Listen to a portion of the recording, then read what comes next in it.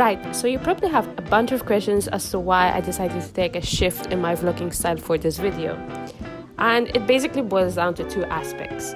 The first one is, well, sometimes I feel like people speak for the sake of speaking. Don't get offended if you do that. I do that sometimes too.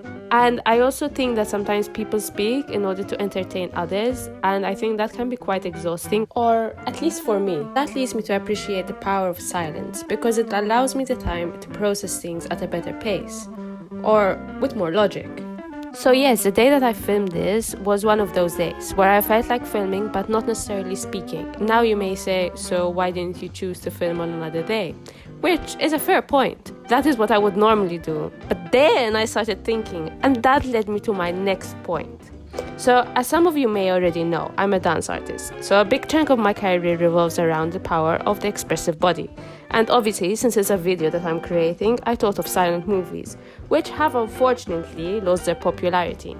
Now, I'm fully aware that I was not dancing or exaggerating any of my movement throughout the video, or at least until now. But I didn't feel it was necessary and wanted to keep it more authentic. Plus, I think someone can say a lot about themselves just through their walk. Now, I'm not saying that you should go to the grocery shop and you should start analyzing people. That would be downright creepy.